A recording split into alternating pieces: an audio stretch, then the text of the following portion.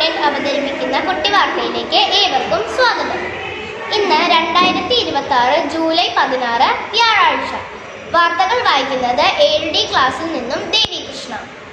സ്കൂളിൽ YIP ക്യാമ്പയിനും പരിശീലന പരിപാടികളും സംഘടിപ്പിച്ചു.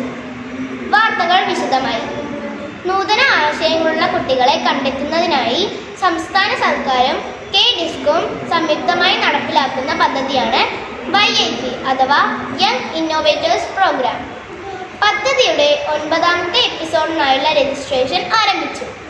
ഇതിന്റെ ഭാഗമായി സ്കൂളിൽ ലിറ്റിൽ കൈറ്റ്സ് യൂണിറ്റിന്റെ ആഭിമുഖ്യത്തിൽ YIP പദ്ധതിയുടെ പ്രചാരണത്തിനായി ക്ലാസ് തല ക്യാമ്പയിനുകളും പരിശീലന പരിപാടികളും സംഘടിപ്പിച്ചു.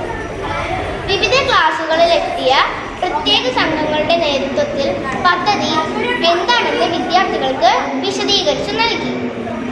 തുടർന്ന് കുട്ടികൾക്കായി നൂതന ആശയങ്ങളുമായി ബന്ധപ്പെട്ട പരിശീലനവും സംഘടിപ്പിച്ചു.